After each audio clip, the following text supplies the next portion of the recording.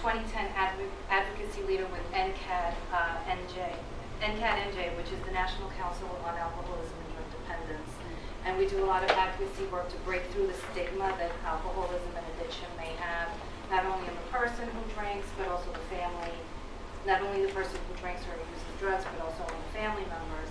And so the reason for this forum is, aside from my membership in both of these organizations, is that over the past few months, especially in the spring, there were so many, through the League of Women Voters, as I was organizing a forum on human trafficking, there were so many reports on the news of assaults and young women repeatedly either being assaulted or in violent situations, usually by boyfriends or loved ones, but in that type of environment. And I thought, what is going on?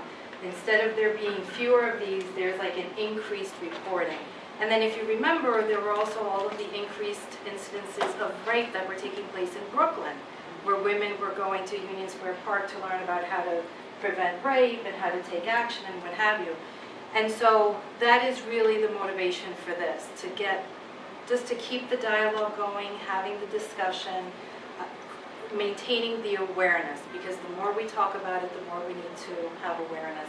And so the link is addiction and violence, and we'll hear different views today. Often they go hand in hand, and often they don't, and that's what we'll learn about today. But the important thing is whether or not they go hand in hand, the help and the hope is what we're here to provide today. Just to give you a little bit of background, in an effort to have many people attend this, I'm actually thrilled at this attendance, because for a while I really thought it would be me, myself, and I. So I'm thrilled. I thank you for making it. I had a tight work schedule today, but we're fine with time. And the projector is on its way, so we will be able to see at the end, hopefully, Sherry's PowerPoint presentation. We have a very powerful short film that Haney has brought, that deals with teen dating violence. And then there are a few YouTube clips that I've selected, which we may not have in the tape, but at least we will mention them for resources. And back to the outreach for young people, anticipating that they would not make it. And just so that you know, I did reach out to Montclair High School, so did Doris, who's also a league member, to a teacher and a guidance counselor. We even said, can you do an extra credit course? We did reach out here to the Y, because the Y is where young people are, in the hopes that they would promote it. And they did, because when you came in, I saw the flyer, and I'm sure they sent it out in emails and what have you. But it's understandable. It's hard for kids to come out. It's hard for adults to come out. You know, right now, everything's online, so people don't make events as much as they used to. So with that in mind, we figured we would tape it, and I'd like to thank Tom Jung. He's a Verona resident, and he and I have done community work in Verona through VMAC, and he's graciously offered to tape this at no cost. And so this panel will be put on the NCAD site, the League of Women Voters Montclair site, and on YouTube, because teenagers love to look for information on YouTube. And so with that, I will turn it over to our panel of experts. Thank you, ladies and gentlemen, for willing to share your resources, your information, for being here. Each of you makes an incredible and indelible mark in our community, and I can say, I think, in the state of New Jersey, because you represent very amazing organizations. So we have Cynthia Walker of Sophia, which Sophia of Montclair is always in the news, so it's an amazing organization. And then we have Haney Warshaw, who is from National Council of Jewish Women, specifically the Teen Dating Abuse Project. Sherry Bloomberg, who is a counselor through Rachel Coalition, which is everywhere as well. I am not of Jewish faith, but through my service work, wherever I am in a synagogue, I will always see Rachel's Coalition. It is everywhere. And then, of course, Aaron Kucharski, who is the advocacy trainer. There's Aaron. He's the advocacy trainer for NCAD New Jersey. All right, so we will go in this order. And now, will you let us know when you're... So we have 10 to 15 minutes, or how we... 15 to 20. Okay, all right. I would like to introduce myself. My name is Cynthia Walker. I am the founder and executive director of SOFIA, also Start Out Fresh Intervention Advocates. We're going into our third year coming up this January, and SOFIA was created in honor of Monica Paul. I met her mother at the YMCA. I met her at a township meeting, and her mother expressed to me that there weren't enough resources for domestic violence victims. And my whole focus changed. I went from doing a teen program to domestic violence. I became a domestic violence advocate. I work with Clifton Police Department, and we strongly promote awareness and prevention. So we always tell our audience about the warning signs, because we find it very important to know the warning signs before you get deeply involved, period. Okay? We were created to breathe new life for women and children. When women call us, we refer them to the Passaic County Women's Center, where I received my training. And if they live in Essex County, we strongly suggest that they go outside of the area where they were currently living, to start out fresh in another county, and hopefully they have transportation and they can still keep their jobs. So that's what we do. We also have a support group for those who have experienced domestic violence. Could be 30 years ago you experienced it. We meet twice a month at the Gallery on Pine Street on the second and fourth Thursday, and all that information is on our website. Today I'm speaking about how to support someone you suspect is in an abusive relationship, because a lot of times we see the individuals, we may see physical evidence that they're being abused, but we just don't know what to say. It's happened to me several times. A lot of times we see situations on the street, and it's unfortunate that most people choose to not call 911 than to call 911 and be anonymous and help that person that is being abused at that time. So we just ask everyone to fill your heart with love, and if you see anything, make the call or help them. Just be a friend to them. Many of us have had our hearts broken and our faith tested, seeing friends and family members being abused, physically, verbally, and emotionally. There are many others that need our help. They really do. They need our help to transition, okay? We just need to be supportive of them. We've invited you here tonight to give you the information. Hopefully you'll spread it with another friend or family member. We hope and pray that you do, to help save a life. Domestic violence victims include men, women, both gay, straight, singles, married, the elderly, blood relatives, step relations from all ethnicities and socio-economical backgrounds. Many teens think that dating violence is normal. It's unfortunate. They think that being called names is cute, and they believe it's a sign of affection. Approximately 1.9 million women are physically assaulted annually in the United States. That's one woman every 9 seconds. I would like to speak to you about how to support someone. And, just tell them that there's many people in the same kind of situation. Train yourselves to be a good listener. We were given 2 ears and 1 mouth. If we use it in that order, the world would be a better place. Okay? Refrain from being judgmental or to criticize. Most times we just don't know what to say. You can say something like, "How can I help you? I'm here for you. What would you like most now?" Sometimes they just want a hug. We can all hug. Okay? I'll support you no matter what you decide to do. Okay, that's a big one. Because if they choose to stay, then still, be on their side. Be supportive of them. Give them a call every once in a while just to say how you're doing. It just happened to you. You didn't cause it. Let them know that it's not their fault. Okay? Support and encourage them to express anger and hurt. Allow them to make their own decisions, even if it means they aren't ready to leave the abusive relationship.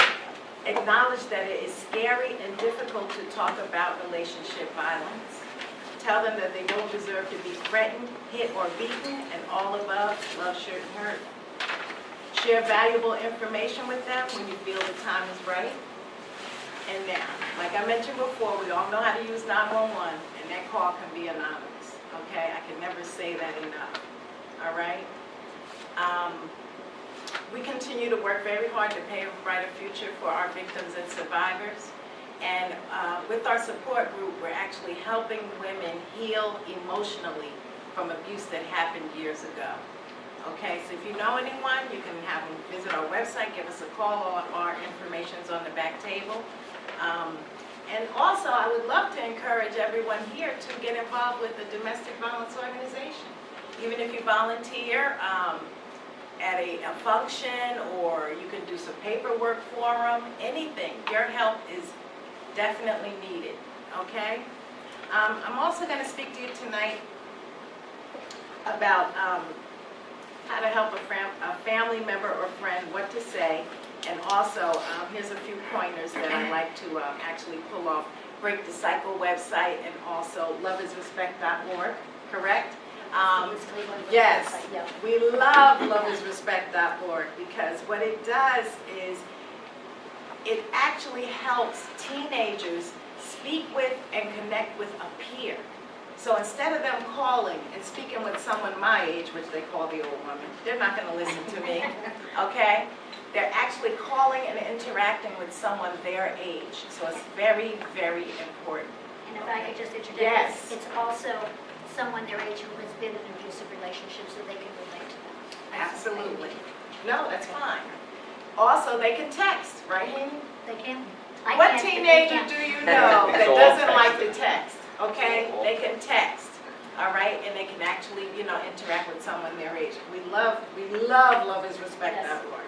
So it is often difficult for someone in an abusive relationship to leave or end their relationship. It is also difficult to know what you can do to help someone you care about who is being abused. As much as we want to do everything to protect them, to protect our loved one, remember that decision to leave the abusive relationship or not can be made by the person experiencing the abuse. They say there is an average of 5 attempts to leave permanently. So once they leave, you never know what situation they're in. They may have to go back because they don't have the finances. Their children could possibly, the children miss the other parent.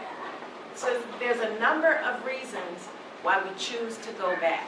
So on average, 5 times is the amount for someone to permanently leave an abusive relationship. All right? The serious and painful effects of domestic violence could impact the victim's desire and ability to end their relationship. They may have been told the abuse was their fault, and they may even feel responsible.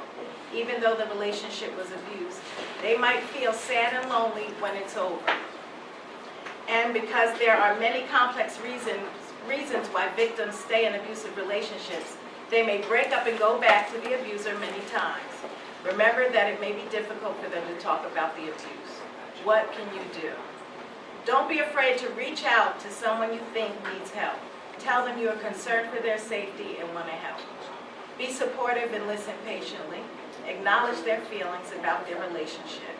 Help them recognize that the abuse is not normal and it's not their fault, as I mentioned. Everyone deserves a healthy, non-violent relationship. Focus on your friend or family member, not the abuser. Even if your loved one stays with their abusive partner, it is important that they still feel comfortable talking to you about it. A lot of times we ask, why does she stay? Where the question should be, why is the other person being abusive? Okay, that person needs help. Be respectful to your friend and family member's decision about the relationship. Connect them to resources in their community that can give them information and guidance. Remember, Break the Cycle and Love and Respect is always there to help. Help them develop a plan to end their relationship safely. You can check out the safety planning guide online. There's a whole tons of information that you can use.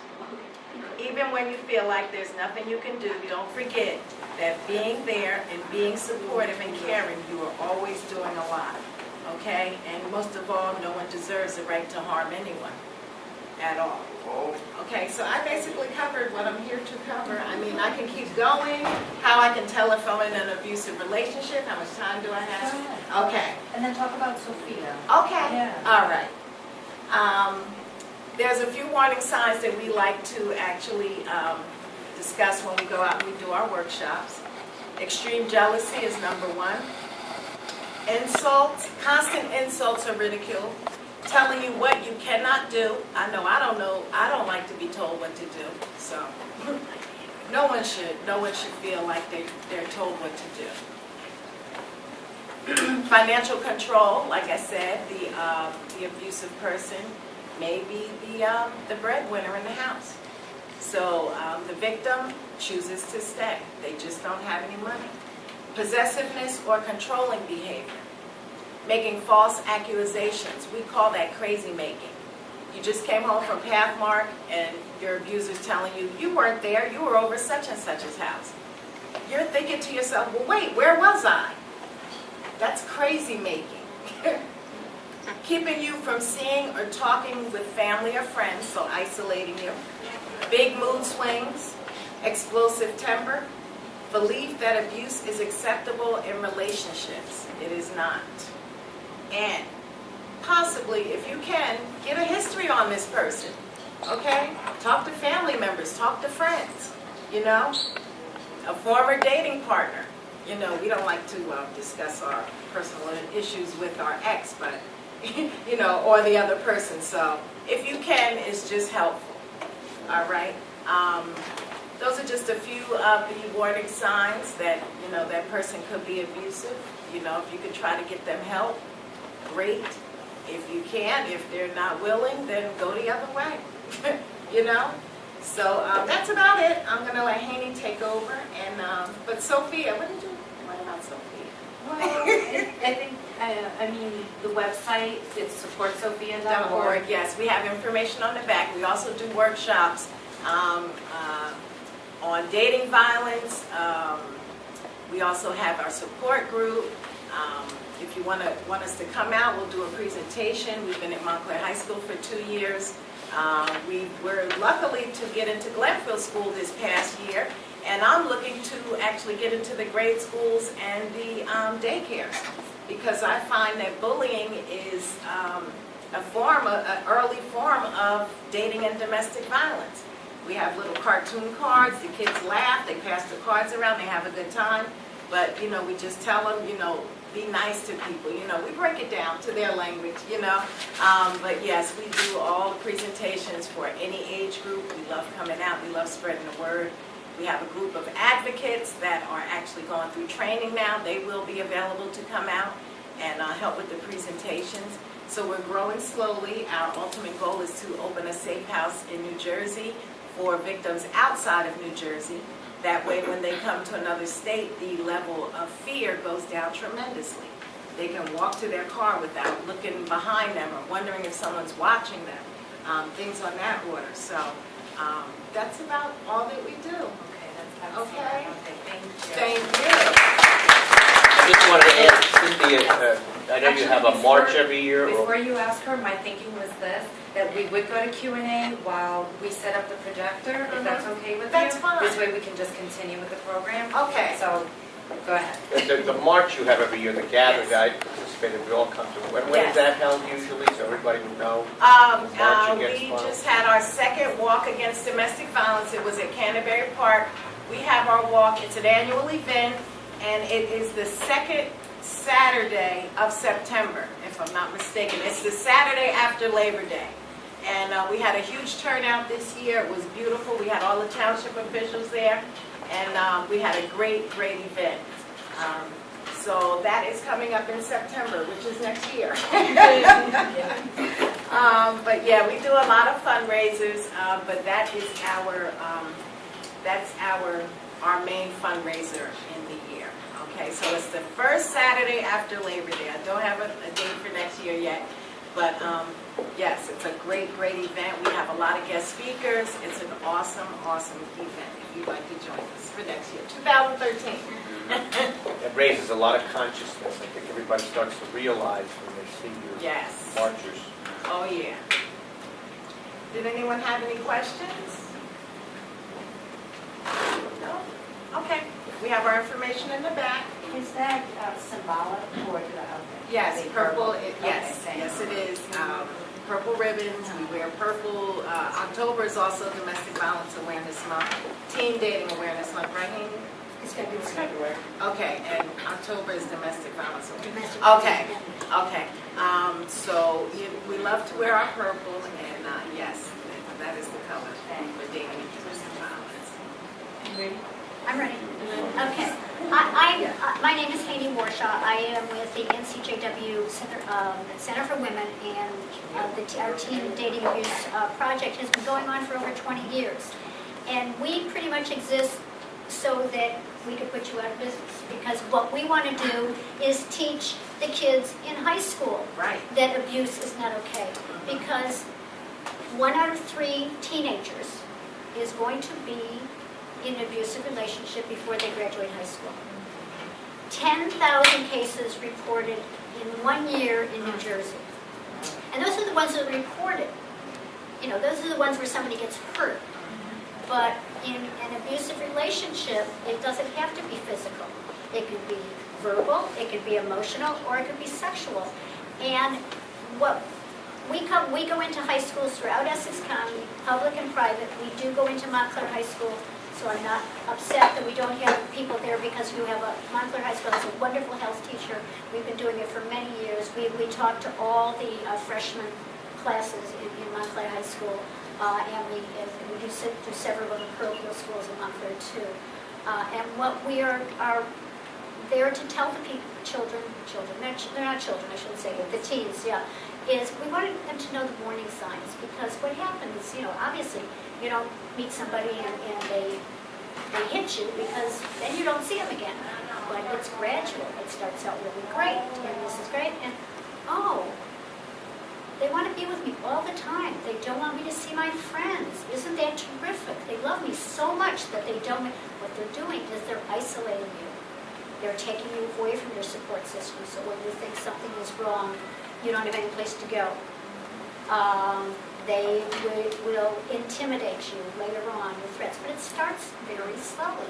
It's great, you have a good time, and then all of a sudden, as you just heard, I don't want you to wear that, I don't want you to hang out with these people, I don't want you to go home, I don't want you, I want you to be here whenever I call, I'm going to text you all the time, and with modern technology today, it's much, much easier for someone to abuse you emotionally, because they're constantly, where are you? Why didn't you answer my text? Or maybe saying to you, we say to the kids, we talk about stalking, we say to the kids, when we were young, stalking was somebody who walked behind you and hid behind a tree when you turn around. Stalking now, they stalk you on Facebook, they stalk you on Twitter, they stalk you, so it's really much more difficult for the teens today, because it doesn't end when you walk in your house and you close your door. So that's what we're there for. We talk to the kids about the warning signs. We tell them that it starts slowly. We usually start out by asking them things that they don't think they would like in a relationship.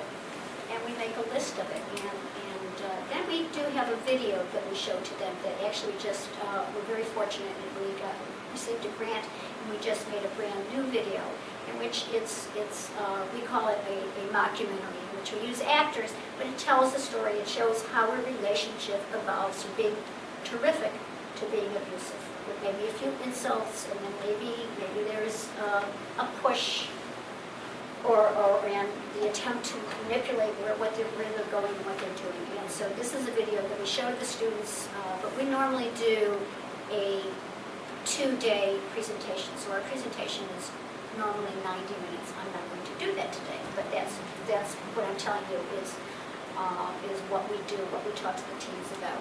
And we do talk about the fact that it happens in all communities, that it's not just, people think, well, it happens there. And we bring up examples of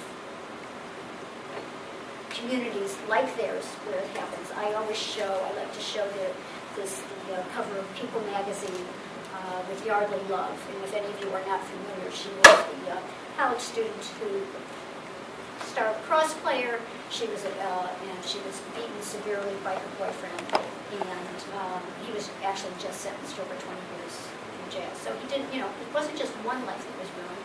It was many lives that were ruined. Her family, his family. So and when we show the kids this, they can relate to this. They can say, this could be me. University of Virginia, cross player, wonderful future. So that's what we do.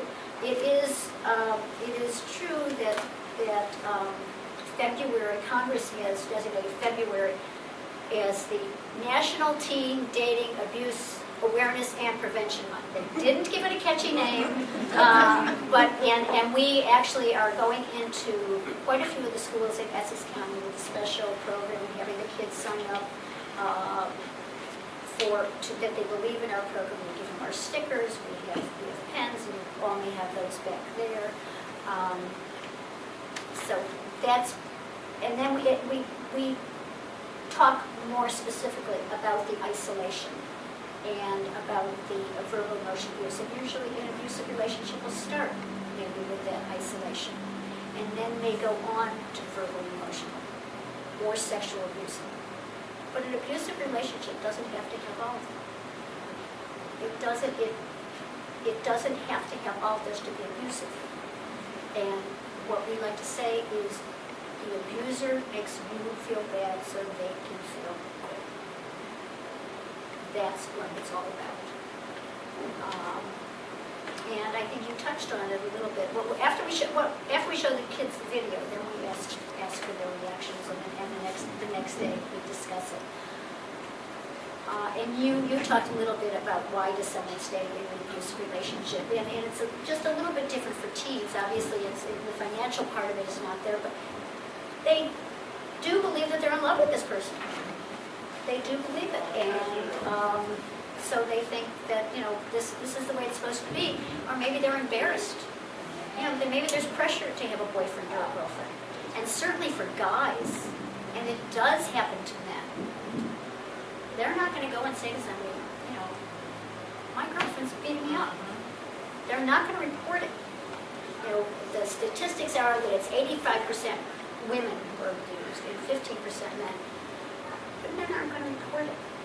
Even if they have to go to the emergency room, they're not going to say that their arm is broken because their girlfriend broke it. So the statistics are probably not exactly. And what an abuser does, we refer to it as a cycle of violence.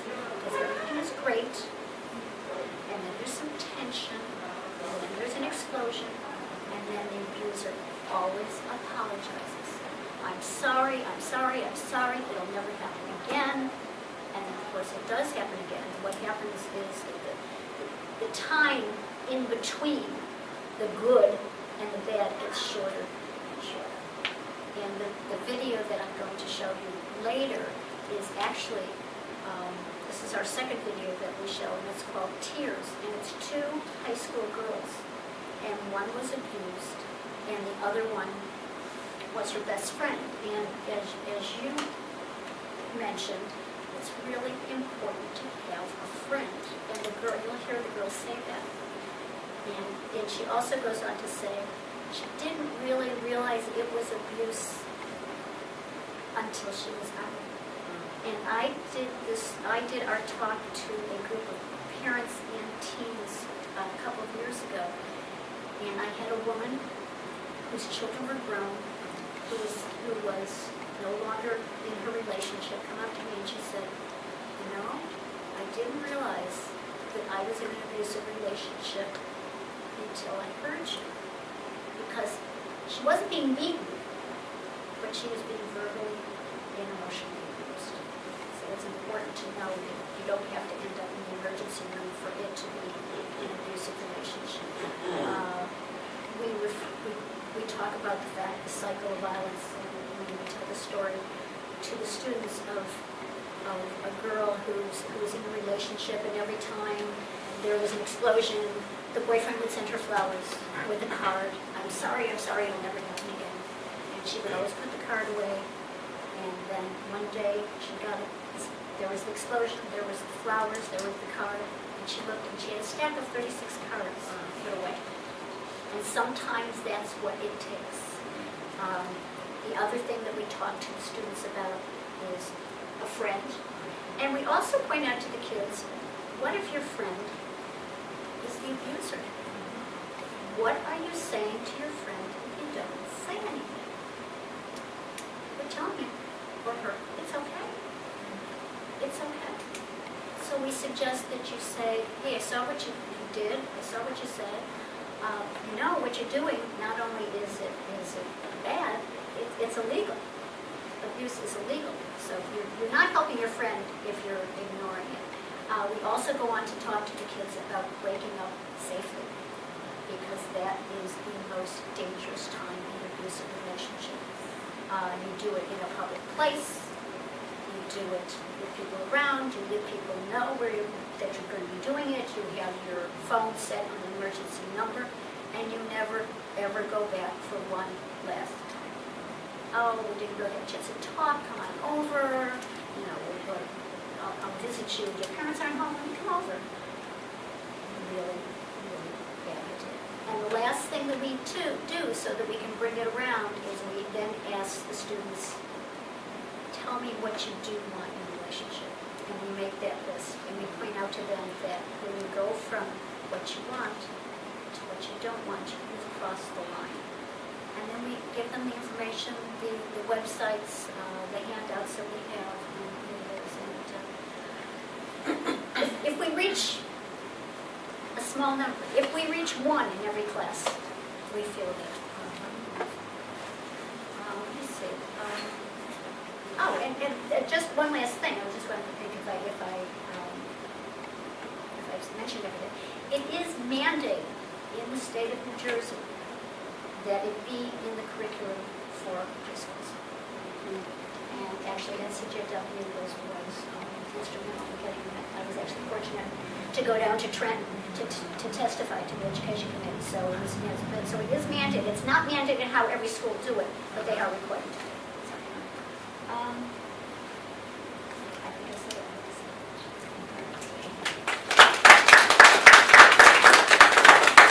So if you have any questions for Amy? All right. So, I'm going to just do the presentation.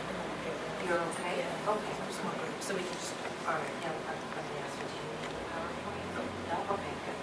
okay, we're good. Hi, good evening. Hi. Thank you all for being here. I'm Shari Bloomberg. I'm the clinical coordinator for the Rachel Coalition.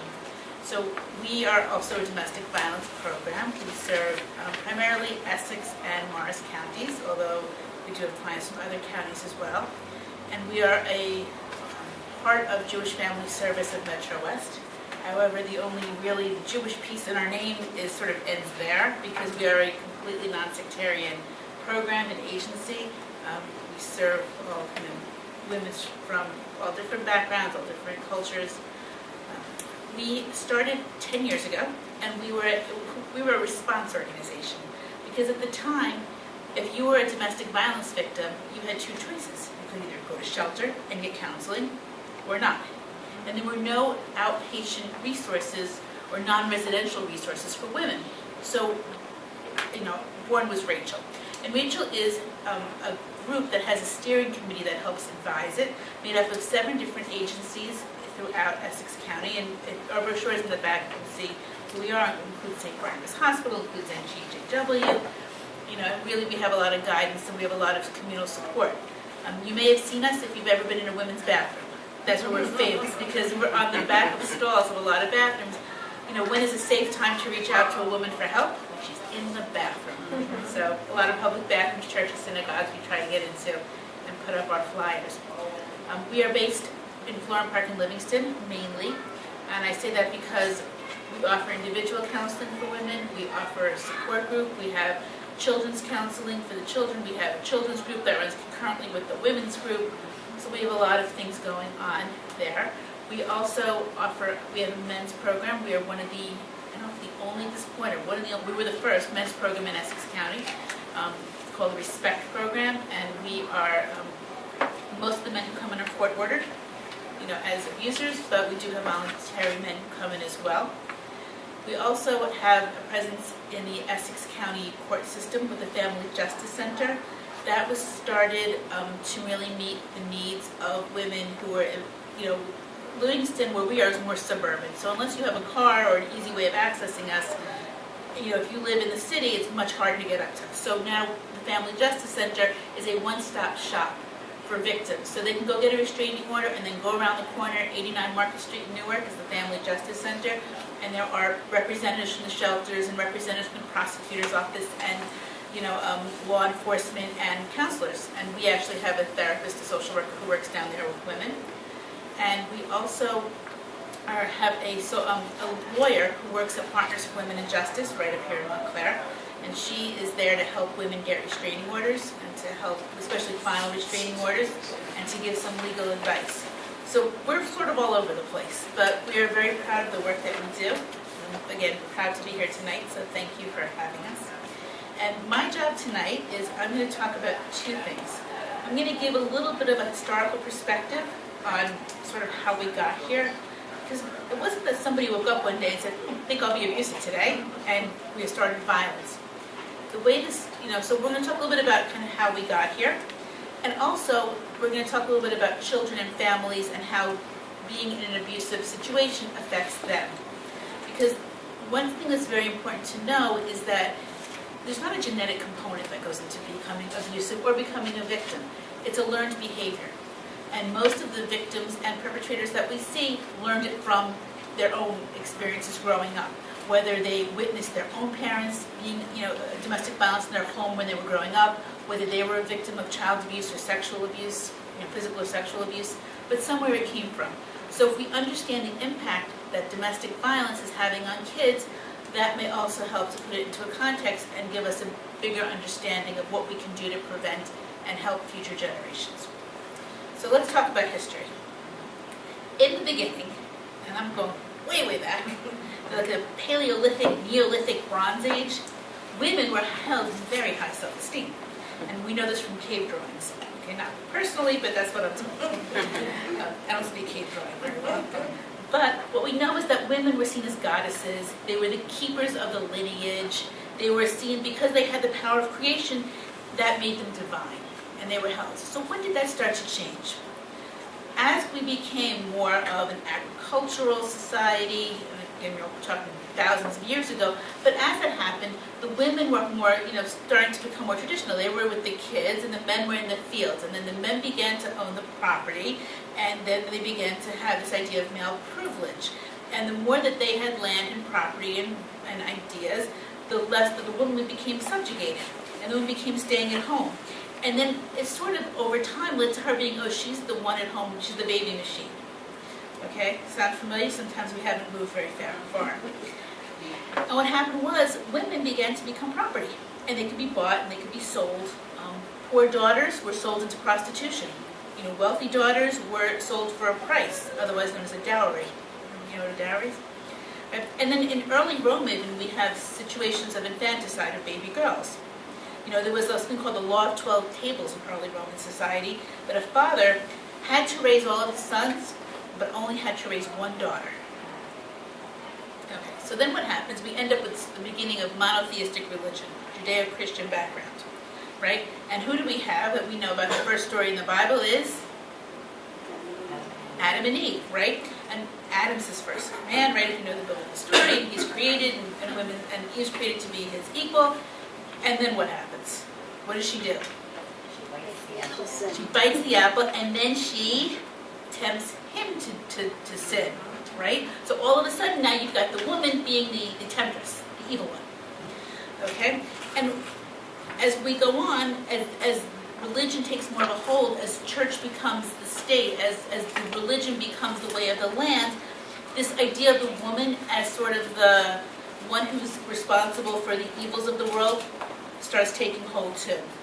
And women too begin to see themselves as unclean and impure when they're menstruating, during childbirth. They start to be seen as, they should be separated. Midwives are kind of, go take her over there, that kind of idea. Then we hit the 1500s and we hit a witch craze, right? Everybody remember the Scarlet Letter? Right? And all all of a sudden, women are witches, and they're evil. And witch hunting was a very lucrative business, because do you know that if you were considered a witch, you were responsible for paying for the fees of the witch finder, your confinement, your torture equipment, and all the food and drink for the banquet of the torturers and the judges. And if you couldn't pay, your family had to pay it, or they would take care of their land taken. So again, what are we thinking about women here? Then we hit the Middle Ages, the 1800s, right? And we have starting to see official laws allowing men to inflict injury on women. It's permissible. You know, we start seeing female castration, we start seeing chastity belts for upper class women, other forms of female genital mutilation. And then women start becoming convicted of something called a scold. Anybody ever hear that term before? A scold is a troublesome, angry woman who broke the peace. Somebody we would call today is someone speaking their mind. You know, and then they would have all these things they would do to scolds, like they would put them on a dunking stool, you know, in the public square, or they would parade them around town with like a noose around their neck. And in fact, we know that the expression remember the expression rule of thumb? Everyone's heard that, you know? Rule of thumb comes from Old English common law, which says that the stick that a man can beat his wife with cannot be thicker than the width of his thumb. Rule of thumb. Make you think twice before using that expression again, huh? Right. And we had other practices. I'm talking what was going on really in Europe, but you know, we had foot binding in Asia. We had this practice of sati in India. Anyone familiar with that? It was a practice that women, when their husband died, should be burned along with him. What? Yes, because otherwise she had no business, basically, my understanding is, living or existing after him, and she couldn't be with anybody else. And if she didn't want to be burned with him, obviously there's something wrong with her, and she's maybe unclean or impure. So either way, she, you know, it was a no-win situation. Okay. In the meantime, we come to the United States, right? We're starting to become a colony. 1824, the Mississippi Supreme Court is the first state to formally make it a law that a husband has the right to be his wife. We've gotten rid of that. Sorry, he's getting nervous.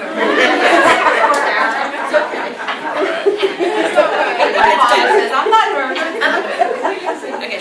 In the 1800s, we had also something called female hysteria. Anybody hear that? That's called when women would do things like have fits, they'd be fainting, vomiting, choking, sobbing, laughing, or paralysis. Then eventually that expanded to women with problems with their eyes, or women wanting to do silly things like divorce or leave their husbands. Obviously separate from this female hysteria. It was a belief by the Gynecological Society that this was caused by masturbation, so the solution was, again, you know, remove the clitoris, female castration, take away the ovaries, because then they found out it would make the woman orderly, industrious, and clean. Okay, so what happens to that practice is in World War I, all of a sudden, men are coming back from the front with similar symptoms. And all of a sudden they call it, oh, it's shell shock, the early predecessor to PTSD. And all of a sudden now there's new terms of depression, anxiety, other reasons that people are acting in a way, you know. Okay. So what changes finally? When do women start having, at least in this country, when do women start having a say? Believe it or not, it became in the 1900s because we developed societies to end cruelty to children. So we would have these early social workers go out to the home to help the children, and they'd see the mothers need help. Only then it wasn't considered that the women are being beaten, it was marital troubles at home, and the women were probably to blame for them, or at least equal blame, if not full blame. So, you know, so we were starting to like at least acknowledge that there was help needed in these families, but it wasn't quite there yet. And then we had, you know, his history took over. We had the Depression, we had the 1930s, which was, you know, the Depression. In the 1940s, we had World War II, right? In the 1950s, we're regrouping. We're moving out to suburbia. We're all, you know, leave it to Beaver. We're happy people. And I'm going to actually ask Liz to pass this around. This is a page from 1950s home economics textbook on how to be a good wife. And I love using this short in the support groups that I do because it really helps women to understand where are we getting these attitudes that we have nowadays that are so prevalent, that are so, you know, anti-women. And if you read it over, you'll see, you know, it basically the roles of the women and men are very clearly defined. He's had a hard day. It doesn't matter what's gone on with her. She's, responsible for making sure everything's okay, and if not, she's failing. So what really then started happening, is to wrap this part up, 1960s, 1970s, women's movement starts, right? Civil rights movement gets, real lot of momentum, equal rights for people. In 1974, we had the first domestic violence shelter. In 76, we had the first national conference in Milwaukee. In 1984, we had the first time for federal funding. And then in the 1990s, domestic violence exploded because it became a national problem because of O.J. Simpson. And whether you want to think whatever you want to think, what it did do that case was it brought domestic violence to the forefront. Because Lenore Walker, who was one of the pioneers and wrote one of the early books about domestic violence, was testifying at the trial. And she was up on the stand talking about power and control. And it was the cover story of Newsweek magazine. And all of a sudden, people were talking about domestic violence, and it was a real issue, and it was no longer in the closet or something to be hidden or something to keep ashamed. So in 1994, we had VAWA, which is the Violence Against Women Act, which allowed federal funding that we hopefully will still continue to have. It's right now in Congress, hopefully will be renewed. And that's sort of where we are right now, and that's how we got here. So with all these attitudes and all these ideas, it's understandable why it makes it very hard for women to lead, why it makes it very hard for women to acknowledge that they're being abused, because our society has created a system that doesn't allow it easily for women to say, this isn't okay, this isn't right. It creates a society where women blame themselves. And women say, what can I do differently to improve the situation? Any questions on 5,000 years of history in 10 minutes? Yeah, I just have a comment. please. That a lot of the things that you said that happened a long time ago still happen, especially in other countries. So we're not over those at all. Now, if Nicholas Kristof, if anybody has read his book or ever seen the documentary. I mean, the one thing I didn't say is that the sati practice in India was actually not committed into a criminal act until 1987. Wow. But now there are stove fires there. And there's still, many places throughout the world where they still practice female castration. I mean, there's still a lot of issues going on. But And women are still property. I mean, trafficking, that's the whole thing about Absolutely. selling women. And here, too, in this country, not only abroad, but here. Okay, so that's that piece. So I'm going to talk a little bit about children exposed to domestic violence. Yep. That history was excellent. Oh, thank you. Good. Additional handouts of the first one. Sure.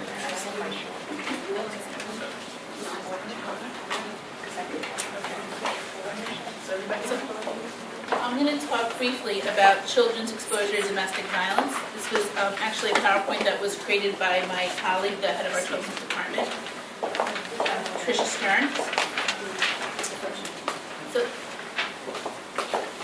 And our contact information for the Racial Coalition is under that picture of the girl if you want to reach out to us. We do have a 24-hour hotline if you ever need to get in touch with us. Okay, we're calling it children being exposed to domestic violence. Why exposure, not witnessing? Anyone want to take a stab? Sorry, what's the question? Oh, so we're talking about children exposed to domestic violence as opposed to children witnessing it. What's the difference? You don't see it, right? Yeah, You're not always seeing it. correct. They feel it, Right, and they hear it. right. There's a really great PSA, if any of you have ever seen it, called Stairs. There's a little boy sitting on the staircase and his parents are fighting in the kitchen. And at one point, you hear dad hit mom and he kind of flinches. If you ask those parents, I'm telling you, they think this kid is asleep. They think he doesn't know anything that's going on between us. Trust me, they always know. Because children are exposed to it in many ways. Prenatally, right? In utero, we now know that, we put the headphones to our stomachs with the baby Mozart music on because kids can hear in utero, we know that. So they're exposed prenatally. They witness it with their eyes. They intervene, especially older kids who feel like they need to protect. They're many times getting hurt because they're intervening. They might participate in it, right? older boys who may identify with their father as an aggressor may start also abusing their mother or taunting their mother. They can overhear things, they can observe it, even if they don't see it. They come and mom's got a black eye, they know. You know, they experience the aftermath. They come home and mom's crying on the couch. You know, so there's a lot of ways kids are exposed to the violence. During pregnancy, women who are, domestic violence is the major cause of trauma-related visits to healthcare providers, and it's the leading cause of maternal death during pregnancy that's not associated with childbirth. So, many, and you don't know already, just as in terms of, it's a very dangerous time for a woman when she's leaving or right after she's left. Pregnancy is also a very dangerous time. Anybody want to guess why? Because she wants to protect the... Right, there's someone else that she's trying to protect, and he's lost control of her body. Right, there's something else going on. Okay, many households with domestic violence do have children living with them. 17.8 million children are exposed each year. And children are exposed to 68 to 80%, 87% of the domestic violence incidents. Okay. It is estimated that 50% of batterers also abuse their children. We know there's a correlation between child abuse and domestic violence. Batterers are 7 times more likely than non-batterers to hit their children. The more severe the abuse of the mother, the more severe the child's abuse. Perpetrators will use their children to intimidate or control the mother. I often say with women that I work with, you know, once they leave the relationship, what does he have left to control them with? It's the kids, right? Visitation, custody, child support. You know, I mean, he'll sit there, he'll grill the kids, who's mommy with, what is mommy doing, where is mommy, whatever. During drop-off or pick-up, he'll harass mom. That's the one thing he still has kind of that control even after the relationship is over. So that's another way that children are exposed and harmed by this. 60% who witnessed domestic violence have also been abused. Again, who's at risk for injury? Little children who can't get out of the way so quickly, babies who, you know, can get hit or hurt. I just hearing a story the other day. A couple was fighting. He grabbed their wedding picture and threw it down, and shards of glass were flying, and their 7-month-old was sitting on, you know, in a baby carrier not too far away. Also, older children who decide they're going to intervene and help. Children who are involved in the violent incidents because they may call for help. Oftentimes, children call 911. I had one case that I worked with where, you know, the abuser stabbed the victim, and it was the 12-year-old who was holding pressure on the chest wound while the 11-year-old called 911. They may get caught in the crossfire, they may get injured, or they may be directly abused. Families who call 911, most of the time the children are direct witnesses. The older children were more likely to be present and involved in the violent incident. They may be involved when or present when there's weapons displayed, and as they get older, they may feel a need to intervene. They also start to identify, which is how we end up, you know, with the teen dating violence. Boys grow up, usually, you know, assuming that you're in a traditional situation where dad's the abuser and mom's the victim, which is most of what we see. The boys grow up and identify with dad as the aggressor, and the girls may grow up and identify with mom as the victim, which is, you know, when they get involved in a dating relationship, if it's abusive, but they've grown up with that, they're not, it takes them, I think, 4 times as long to realize that this is not normal. And the boys too, if this is what he's grown up with, he's going to do the same thing to his, that's what he thinks is normal. Okay, so, but girls also may, the opposite, they may actually also abuse mom, verbally or emotionally, usually abuse mom too, because why? What do we know? Kids tend to identify with the bully, right? They don't want to be the victim, so they go with the bully. So if you're living in a house where there's domestic violence and dad is always the one with the control and the power, and you don't want to get on his bad side, who are you going to identify with? So we see that go both ways. Okay, children. They learn that violence is acceptable. They learn that loving violence is a part of loving relationships. Like I said, sons who witness violence against mothers are more likely to approve of violence against women and 10 times more likely to become batterers or abuse their children. And daughters who witness are much less likely to question dating violence, more likely to become victims, and less likely to seek assistance when abused. I mean, we all know what to expect with adolescent development, right?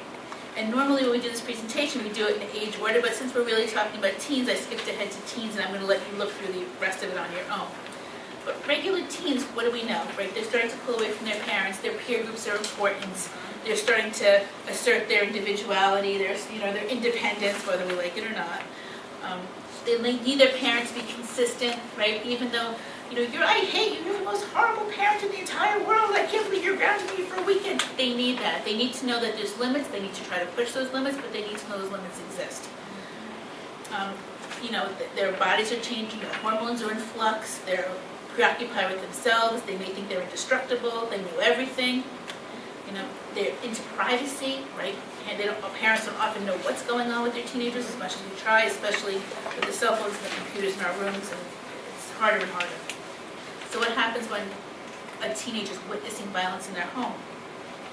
Depression, post-traumatic stress disorder, difficulty with relationships with their parents. They may regress and act younger. They may have trouble separating from their parents. I often say, kids, you see a lot of problems in schools with kids who are all-age kids who are in homes where there's domestic violence. And one of the things we see a lot of is that kids get misdiagnosed with ADHD. What happens? They go to school and they can't concentrate because they're worrying about what's going on at home. And they're angry because the whole situation, so they're acting out, or they're being aggressive to other kids, or they're distracted, or they're not doing their homework, or they're hyperactive, they can't sit still. And the teacher says to the school social worker, I think little Johnny's got ADHD, and the next thing you know, the pediatrician's prescribing Ritalin. And unless we really ask what's going on at home, and hopefully find out, it's very easy to misdiagnose and to blame a kid for something like that. Shame, betrayal, these are kids who cannot bring their friends home, right? They're embarrassed to bring their friends home. Much like, I know we're talking about addiction, much like teenagers who are in a home where there's, the mom's an addict or dad's an addict, and they never know when they're going to walk in the door and what they're going to find, so they don't want to bring their friends into it. Same thing going on here. They never know who's going to be acting up or who's going to be in what state or what's going to happen. They may become very rebellious and act out. Academic failure, school dropouts, delinquency, poor impulse control. They may feel inadequate. Again, they may become victims or aggressors in their own abusive relationship. Engaging in sexual behavior earlier with more partners. They may become more pregnant, and then, again, when they're pregnant, there's increased risk of, harm because of the abuse. And also, we see a lot of eating disorders. Eating disorders are about control, and these are kids who really have no control in their lives. Their lives are out of control. So we see that. And I just want to finish up with, so what do we do to help these kids, right? And it's, in some ways, resiliency. That's how we know how well it's going to make out. How resilient are they? And how do we help a kid be resilient? They have to be able to have someone to talk to. It goes back to what Cynthia was saying too. There needs to be a friend. There needs to be a somebody. There needs to be a person that they can go to a school or somebody who can say to them, listen to them and help them and say, validate their experience and say, this is okay. You're going to be okay. Somebody who can set a different example for them. Somebody who can help them with their emotions. Somebody who can help them understand it or make sense of what's going on. A social support network, even amongst their peers. Again, adolescence is all about your peers.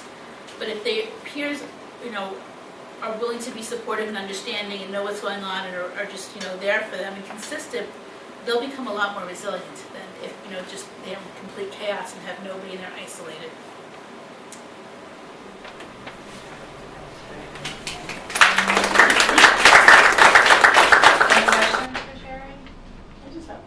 That a lot of times we're hearing about the teen dating violence, but also even with the abuse in the home, that goes on as the teen becomes a young adult, and that young adult goes to college. And there are ways that many times that abusive parent will still try to reach out to affect that child or to affect that other parent who has left, withholding tuition payments, not being there, when there's different happenings or events in that young person's life where it's acceptable for the mother and father to be there, or they're torn because my mom can come, but my father can't come because mom has a restraining order. These are different things that I think young adults, even beyond the teen years, are experiencing, and some of those things are not even addressed. Right, I had one family I worked with who, when the daughter turned 16, she didn't want him in her life anymore. And they were living on opposite ends of the country at this point in time. But when she graduated high school, he found out when her graduation was and called up the mother and said, I'm coming out and I expect you to spend the weekend with me before. And she ended up, the girl had to go get a restraining order against her father because she did not want to spend the time with him. And he showed up and security had to escort him out. And it was a big mess. But one of the things also it made me think when you said that, I find that women stay because of their kids and they leave because of their kids. You know, but the kids are always a very important piece of, their decision making. And you're right, young adults are completely still affected by this. It doesn't go away. Anyone else? I identify with everything every one of you was saying. My father was an abuser. He also was an alcoholic. And everything that you had said, it just brought me back when I was a child. That I used to see that.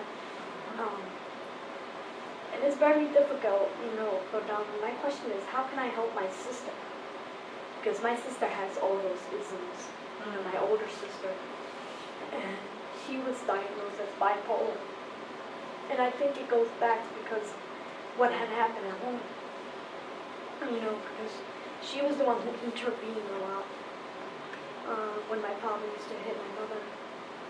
And of course, when I grew up, I was the second one who intervened to help her, because my father was abusing her as well, emotionally, verbally, and of course physically, where she would get, the blame that where's your mother, is she with someone else, or like you said, the isolation where my mother couldn't even visit her own sister.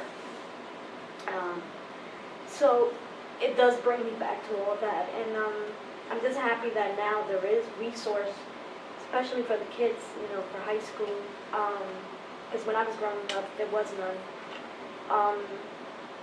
Even though there was, I didn't concentrate at home either, or I didn't do my homework because concentration level, and I was always worried what was going to happen to my mother, when I got home. Was there going to be another fight, or do we have to get ready to leave the house, because my father was angry from I don't know what. And I'm just happy, that you guys are going out there to the schools, to the grammar school, the high schools, and giving this resource to these kids, because that's where it starts, where the kids needs to be aware of what's going on at home, what's going on, where they could go to their mom and say, Mom, we could help you. Because that's what I used to do a lot with my mother, my sister, my older sister and I. We would be like, come on, just leave him. Let's just go. And of course, like you said, my mom, she was afraid because the financial situation, we were 4 kids and she couldn't do it on her own. Supposedly, that's what she says, And growing up, it was just like every time we used to tell her, just leave him already, leave him. And then, of course, it comes with the geographical area where we had to go to California, come back, and it was just a whole chaotic and control issue that you're saying is true. It's just sometimes you don't know how to manage your life. But I'm happy that all of you are here and providing this resource, because it's very helpful. It's like Cynthia said too, we can't do it alone, the 4 of us, 5 of us. We all have to do it. 30 years ago, who wore seatbelts, right? But everybody said, no, we need to start wearing seatbelts, and it was a social campaign. Look what MAD did, right, in terms of drunk driving. Social, grassroots campaigns, smoking, 30 years ago, where we looked at smoking, versus, not that people don't smoke now, but the whole ideas and attitudes about it. Society has shifted. And we can make that happen here too.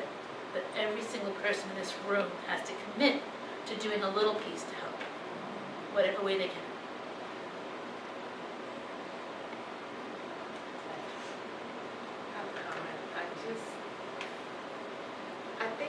the children and the teenagers that are living in domestic violence households, how in the world do they cope? How do they get past it? Like even, okay, I'm turning 18, I got a job, I'm moving out. How can we help those kids in school while they're growing up in this household? I think about it all the time. And was it you, Amy? You mentioned that there's a curriculum now that's mandated. Well, the curriculum that's mandated by the state is to teach the kids about teen abusive relationships. But what about the ones what can we possibly do as a community? I would defer to you, but I think in a lot of situations, the schools don't know, as you say, that the child goes through, is diagnosed with ADHD, and certainly teenagers don't want to be different, and so they're not going to go and tell anybody. I think you're doing it. I mean, you're going into the schools, you're educating the kids, you're educating hopefully the staff, the teachers, the guidance counselors. I mean, I don't know, when I've gone into schools and done programs, very rarely does not somebody come up to me at the end and say, like you just said, I grew up like this, I know this, my sister, my friend, my brother, somebody. You know, and by normalizing it, by bringing it out there, by saying it's not just the secretive problem that you have, and look, it's a social problem, and it's huge, that lets people know that it's okay to come forward and talk and seek help. But what do? I mean, they have to go home. That's the bottom line. They still have to go home and deal with that violent household. It's just something that goes through my mind.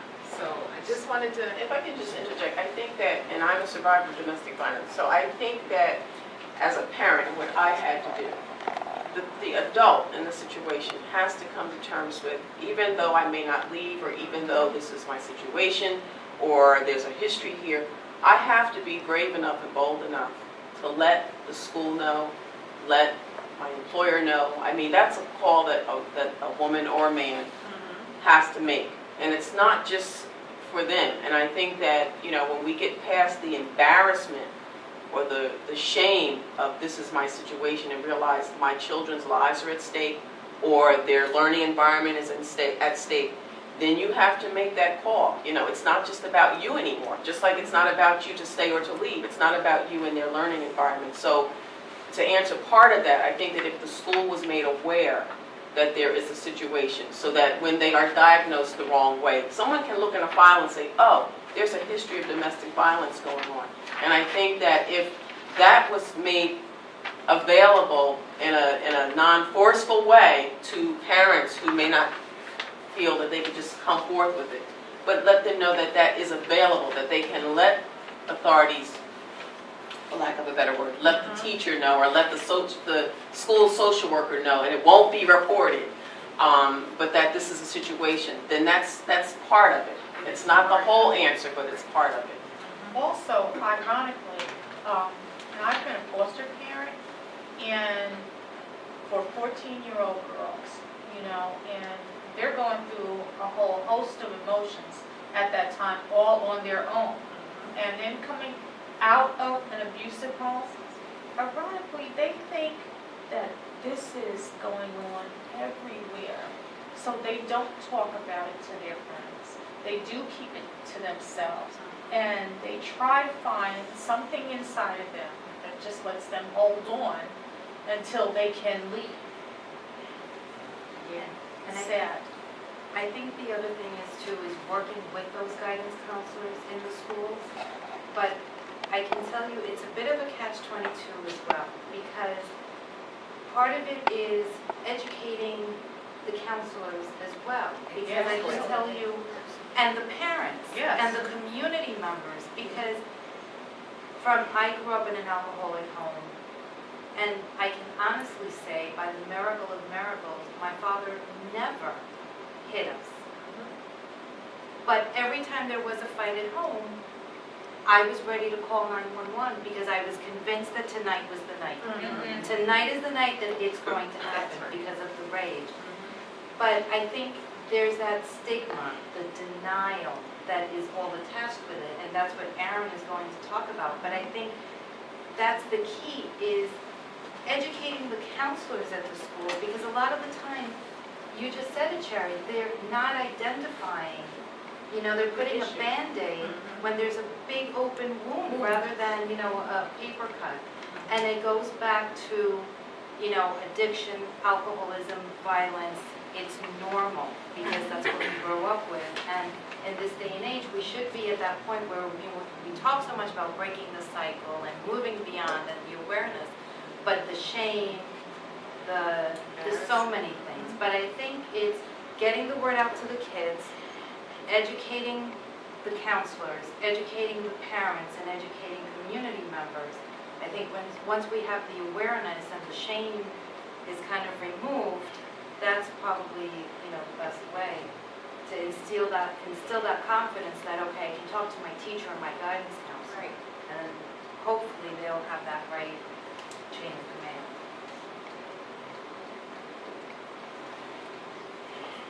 My name is Aaron Kacharsky. I work with the National Council on Alcoholism and Drug Dependence here in New Jersey. And I'm the advocacy trainer. I work to build a grassroots movement of people in recovery from addictions or alcohol, their family members and their friends and our allies, which turns out to be a lot of people. And I think like a short answer to one of the questions I was just asked, you know, if you have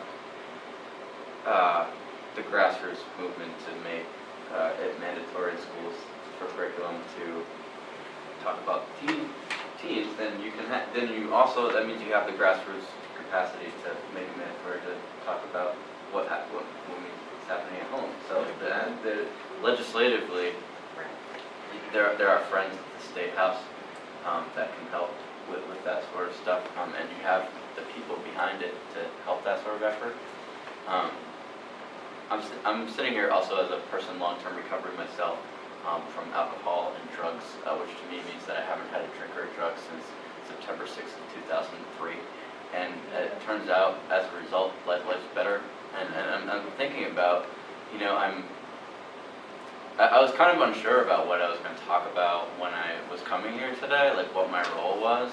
And I'm glad I went last because there's a lot more things that I want to say now than I did at the beginning.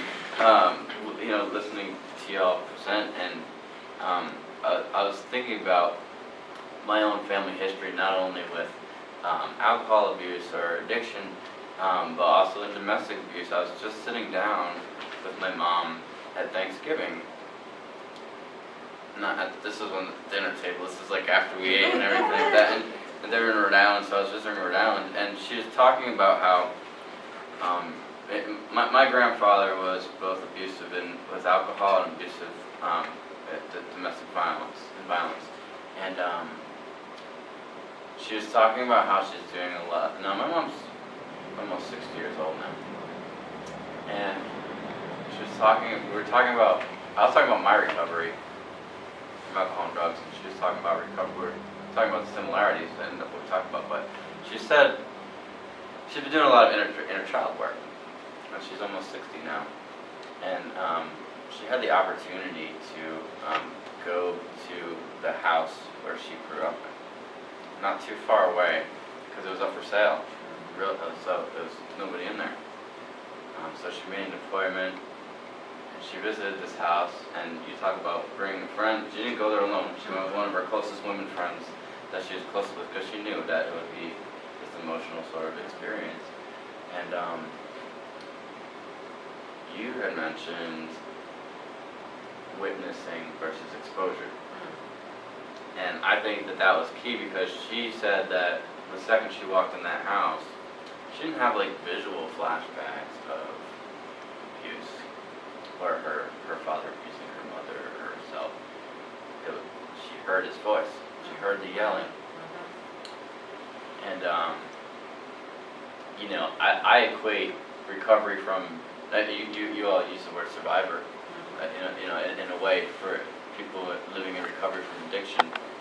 Survivor could be attributed to that as well, but we didn't want to take that word, I guess. So, like, you know, but the similarities are tremendous between, you know, know, like you had mentioned, not all domestic violence goes hand in hand with the alcohol or whatnot, but some of them do. That's the best way to put it. Some of them do. And, you know, I'm sitting here as a person in recovery from alcohol and drugs, and I hear you say something like, I'm sorry, it'll never happen again. And that was like a motto for me when I was in my active addiction. Like, how many times I said that and thought I meant it or believed it? You know, so it wasn't, and I wasn't violent drunk. I wasn't violent in active addiction, but I hung around with a lot of people that were, and I was around a lot of people that were. So when I hear things like that, I'm sorry, it'll never happen again, like that was me talking about drugs and alcohol, not about being violent. And also, you said, nobody wakes up one day and says, I'm going to abuse somebody. And you just change that with, nobody wakes up one day and decides to be addicted. It's the same thing. And you had mentioned that, you know, it's not only that everybody needs help, not only the person that is being abused, but the abuser needs help too. And I think that, you know, we're talking about stigma, and to me, when I was doing drugs and alcohol, it's like, and then I came into recovery, I didn't go from somebody that was bad to good, okay? Like, I was somebody that was sick, that needed help to get well. And I think that there's that negative public perception for people in recovery that if you're doing drugs, you're bad. And I think that a lot of the reasons why we work to do the grassroots advocacy for people in recovery from alcohol and drugs is to show people the other side of that people can and do recover, and that recovery is real. And I think that when you have forums like this and you have opportunities where people can speak out about these things to show that it's real, or you mentioned the O.J. Simpson trial, like it's pretty real when it's on everybody's television. And I think that having those opportunities for people to have a voice is exactly what the Advocacy Leadership Program is about, which is both Gail and Liz are part of the Advocacy Leadership Program. And I think that you know, the similarities that, I'm sitting here, I'm like, well, our advocates should be working with your advocates more often, really more often, you know. So, and because the similarity of the recovery process is like my recovery process didn't start the day that I stopped drinking and drugging, you know what I mean? Like, it wasn't like, oh, I stopped drinking and drugging, everything's okay now. It's a long process of recovery. Like, that word recovery can be very broad, but can be plugged into both of these situations. But just like my mom is still in recovery from domestic violence at the age of 59. Right. And you know, so and my mom had mentioned something really interesting where she had mentioned like you know, like me growing up, I grew up with a twin brother and 3 other brothers. So it's like, we're pretty rowdy, we're like around the same. But it's like my mom was really strict about it's like we didn't have like toy guns until a certain age, or like toy swords and stuff, you know, like, I mean, like, because I think that was my mom's way of trying to like break the cycle of violence or in the family. And although, you know, I have the disease of addiction that was run in my family, I've never abused somebody violently. So I mean, in a way, that she was right, where that part was broken, right? That violent, and I hope to raise my kids. I don't have kids yet, but I hope to raise my kids the same way my mom did, right? So, and it all starts with education, right? Like whether you're in a school or whether you're watching a program on TV that's talking about domestic violence or addiction recovery, or you're a community center like this, these are issues that should be elevated and should be talked about, and people that are survivors or in recovery from addiction should have this avenue to have a voice, because you can help a lot. I mean, there's this part of drug and alcohol recovery. The cornerstone of drug and alcohol recovery is helping other people. Like, that's what help for me. That's like what breaks the cycle in a lot of people that are using alcohol and drugs. Is that they continue to help other people and help other people. And so the similarities is that they're all there, you know. And I think that, you know, it's funny. Like, I came here like with like a couple of statistics, and I was like gonna read off some stuff. But that's not like, you know, it's like we had another staff member that was going to come and tell her story, and she was unable to make it because she has a daughter. She couldn't get a babysitter for her daughter. So I'm really glad that I was coming here anyway, but I'm really glad that I had more of a role to speak to what you all were talking about. And so when I think about, you know, like, I will read some of these stats because it's important to do that. This is like some of the research studies that indicate that approximately, there's a pretty big gap, there's a lot of research, but 25 to 50% of domestic violence incidents involve alcohol. Nearly a half of all abusers entering battery intervention programs use alcohol. So they're both.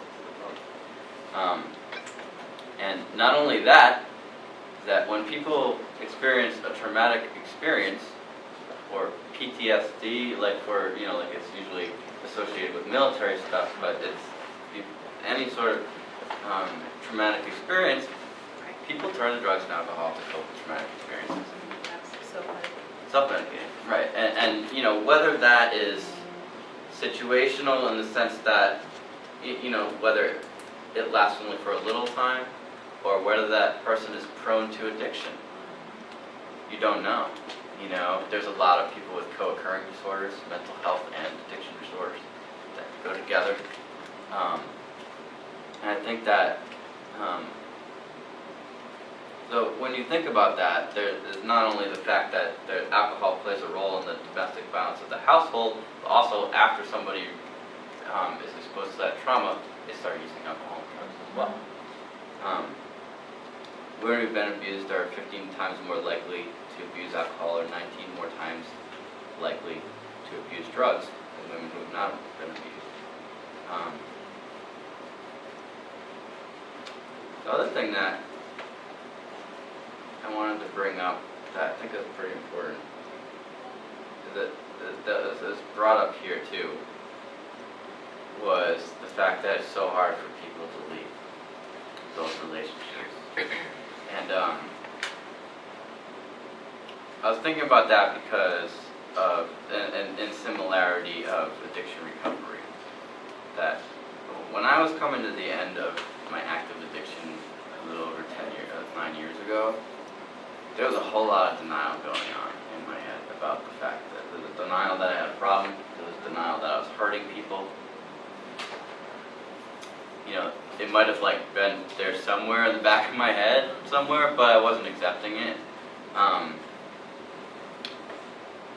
So, you know, I think about that where, you know, if somebody's close to the end of trying to get out of the relationship, but maybe they just need one person to say, you can get out. And that was my experience with addiction, where I had a lot of people that told me I needed to get out, but I was in denial, but then just the right person came at the right time. And I was able to seek help and treatment. And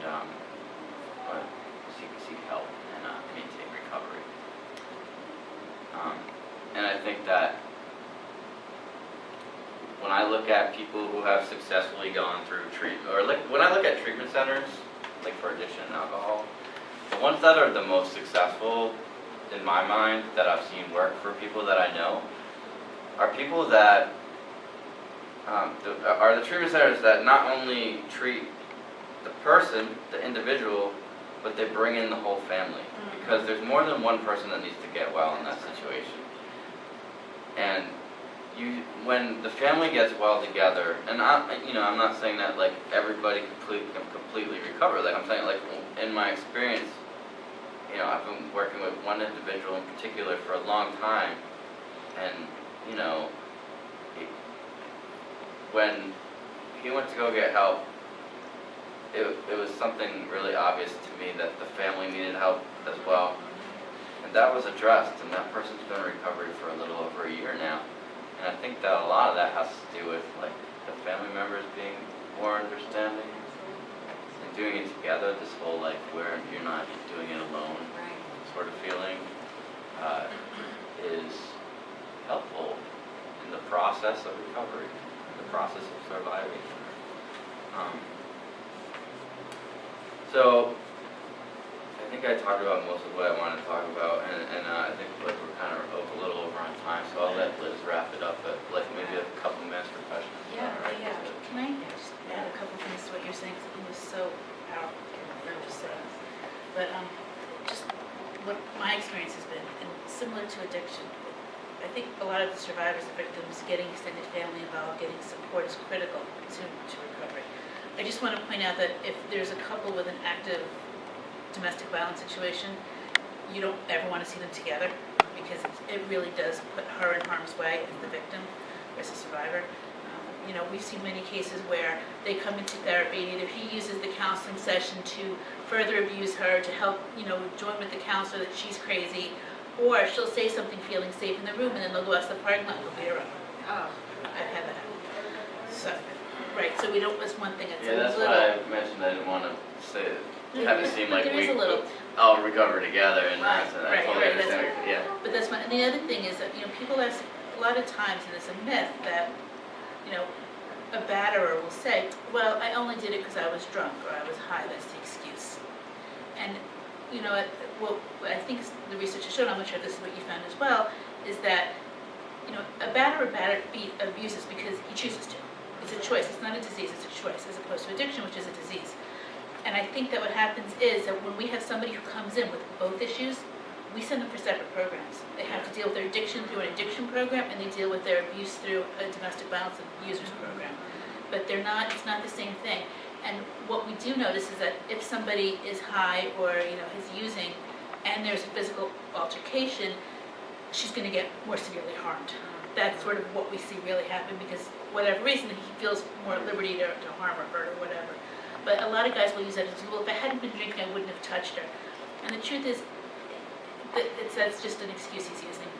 And it's denial. And what we do, and I actually liken it to sometimes recovery too, I think, the first step, in my understanding, for recovery is admitting there's a problem.